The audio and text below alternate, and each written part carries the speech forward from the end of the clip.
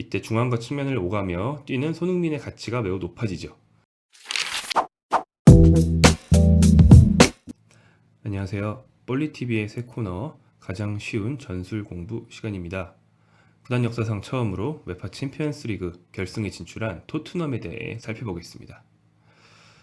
토트넘은 이번 시즌을 앞두고 단 한 명의 1군 선수를 영입하지도 또 방출하지도 않았습니다.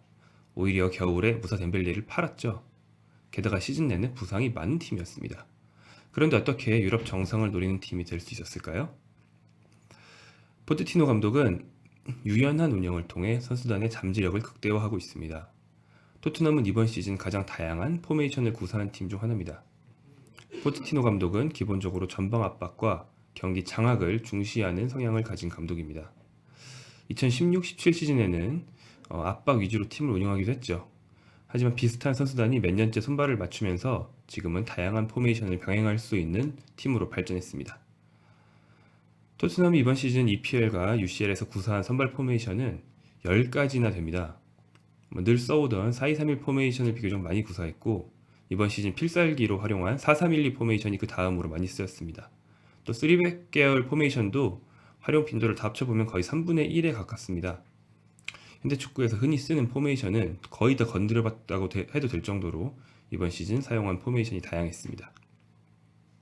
이처럼 다양한 전술 운용을 하기 위해서는 멀티 포지션 능력을 갖춘 선수들이 필요합니다. 펩 과르디올라가 유행시켰고 한국의 파울로 벤트 감독도 굉장히 중시하는 부분이죠. 현대 축구에서는 많은 감독들이 멀티 포지션 능력을 중시합니다. 일단 토트넘의 일진 선수들 중에서 대표적인 멀티 플레이어를 한번 보겠습니다. 먼저 무사 시스코가 있습니다. 시스코는 측면과 중앙에서 공격적인 역할, 수비적인 역할을 모두 맡을 수 있습니다. 경기 중 측면 공격을 강화하고 싶을 때 윙어를 투입하지 않고 시소코를 중앙에서 측면으로 옮기기만 해도 되죠. 반대로 중원 장악을 하고 싶을 때는 시소코를 중앙으로 옮기면 됩니다. 4-3-1-2와 4-2-3-1 사이에서 자유자재로 포메이션을 바꿀 때 시소코가 핵심입니다. 손흥민은 최전방 공격수부터 측면의 수비적인 역할까지 맡을 수 있는 희귀한 선수입니다. 공격적인 역할은 루카스 모우라와 비슷하지만 루카스 모우라보다 측면에서의 수비력이 훨씬 좋기 때문에 수비에 전념한 능력이 뛰어납니다. 또 이 선에서 측면과 중앙의 모든 포지션을 다 소화할 수 있기 때문에 손흥민은 대체로 한 대여섯 가지 정도의 역할을 할 수 있다고 보시면 됩니다. 레프트백으로서는 많은 비판을 받는 데니 로즈 역시 멀티플레이어로서 팀에 도움이 됩니다. 로즈는 아주 뛰어나진 않지만 왼쪽 윙어 역할까지 소화할 수 있고요. 또 상황에 따라서는 임시적으로 중앙 미드필더까지 맡을 수가 있습니다. 그래서 로즈를 활용해서 공격력을 강화하거나 수비력을 강화하는 게 모두 가능하죠. 그렇다면 토트넘 1군 선수 24명으로 얼마나 두터운 선수층을 구축할 수 있는지 한번 보겠습니다. 여기 써있는 선수는 24명, 더블 스쿼드 정도의 숫자입니다. 그런데 중앙 공격형 미드필더나 오른쪽 윙어를 보면 소화할 수 있는 선수가 5명이나 되죠. 대부분의 포지션이 4배수, 5배수의 두께를 갖고 있습니다. 그러니까 한 포지션의 선수가 동시에 2-3명씩 부상을 당해도 나머지 선수로 버틸 수가 있는 거죠. 이처럼 풍부한 선수층은 부상자가 속출한 시즌 막판으로 갈수록 힘을 발휘했습니다. 아약스와의 UCL 4강 2차전은 사실상 전력 외로 취급해온 올리버 스킵까지 라인업에 올라야 했습니다. 필드 플레이어가 16명, 스킵을 제외하면 15명이었는데요. 하지만 위에서 본 바와 같이 멀티 포지션을 소화할 수 있는 선수가 많기 때문에 상당히 많은 포지션이 4배수, 5배수의 선수층을 가지고 이 경기에 임할 수 있었습니다. 이처럼 풍부한 멀티플레이어의 존재는 상대방의 전술에 맞는 맞춤 전술을 쓸 수 있게 합니다. 똑같은 베스트 11으로 4-2-3-1도 쓰고 3-5-2도 쓰고 4-3-1-2도 쓸 수 있는 거죠. 토트넘은 오랜 전술 조련을 통해 매 경기 포메이션을 바꿔도 조직력에 흠집이 나지 않는 팀으로 발전해 왔습니다. 특히 UCL 토너먼트 6경기를 보면요. 거의 같은 포메이션을 반복하지 않고 매 경기 전술을 바꿨다는 걸 알 수 있습니다. 자, 이 그래픽과 같은데요. 계속 전술이 바뀌었다는 걸 알 수 있죠. 상대 전술에 대한 카운터 전술을 쓰기 위해서 전술을 바꿨다고 볼 수 있습니다. 이 카운터 전술은 포체티노 감독이 이번 시즌 굉장히 큰 효과를 본 한결같은 성향인데요. 여기에는 몇 가지 흥미로운 원칙이 있습니다. 먼저 공격에 치중한 팀을 상대할 때를 보겠습니다. 특히 상대가 점유율을 중시하면서 후방 플레이메이커를 둘 경우입니다. 첼시의 조르지뉴, 맨체스터 시티의 페르난지뉴나 귄도간을 말할 수 있죠. 그럴 경우 토트넘은 상대의 후방 플레이메이커 주변에 수비력 부족을 공략하고 또 후방 플레이메이커를 압박해 빌드업을 방해합니다. 그러기 위해서 중앙 집중형인 4-3-1-2 포메이션을 즐겼습니다. 이때 중앙과 측면을 오가며 뛰는 손흥민의 가치가 매우 높아지죠. 중앙에서 승부를 거는 방식입니다. 그래서 중앙 공격수들 또 중앙에서 이루어지는 콤비네이션으로 인한 득점을 많이 올리면서 상대를 제압하곤 했습니다. 리그에서 첼시, UCL에서 맨체스터 시티를 상대로 썼습니다. 상대가 속공 비중이 높고 공격 일변도인 팀일 경우에는 상대 공격을 일단 안정적인 중앙 수비로 저지하기 위해 3백을 씁니다. 그리고 토트넘의 역습의 효율을 극대화하기 위해 투톱을 쓰죠. 그래서 보통 3-5-2 계열 포메이션을 쓰게 됩니다. 도르트문트와 아약스를 상대로 3-5-2 계열 포메이션을 써서 효과를 봤습니다.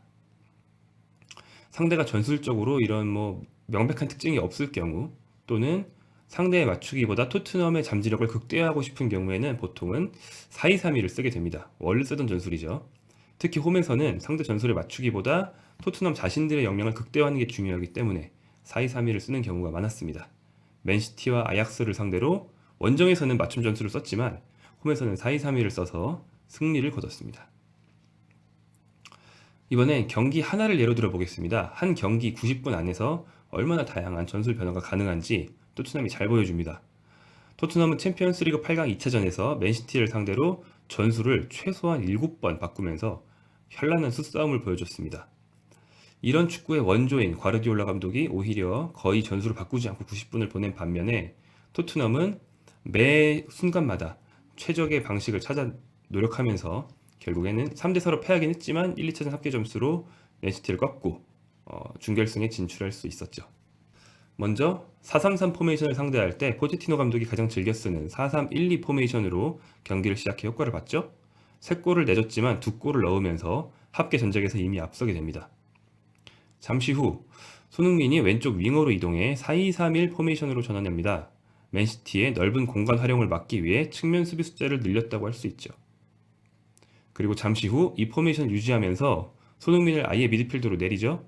그리고 원톱 모우라가 알리 정도로 수비 가담을 많이 하게 되면서 사실상 아틀레티코 마드리드 스타일의 수비적인 4-4-2로 또 전환합니다.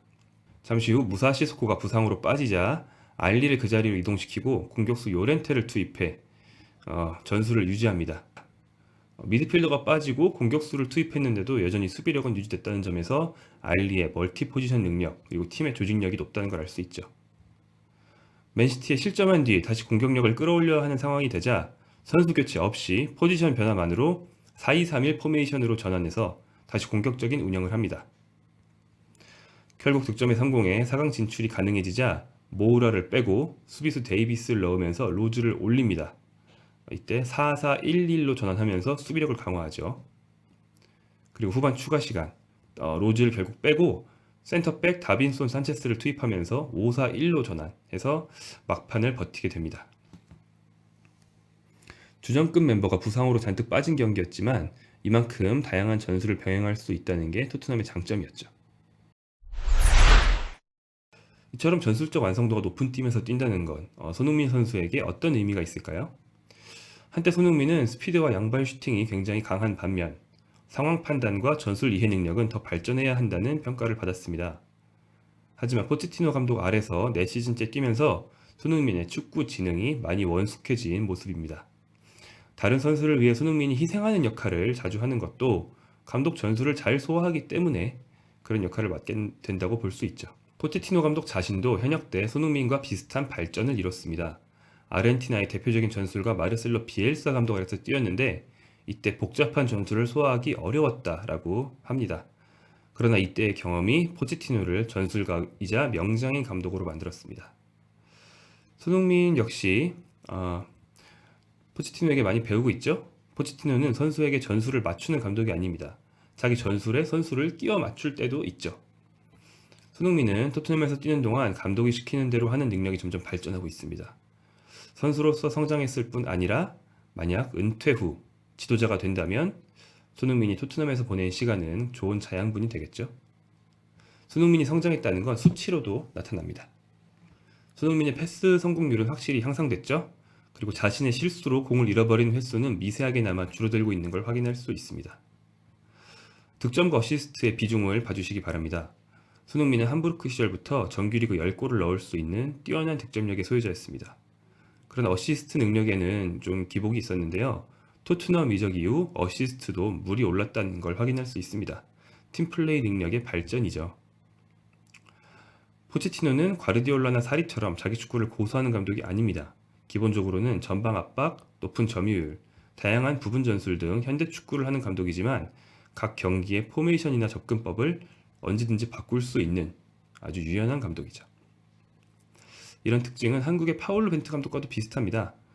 토트넘 축구를 보면서 벤투 감독의 최종 완성본이 만약 언젠가 생긴다면 바로 저런 형태일 거라고 상상해도 무리는 아닐 겁니다. 감사합니다.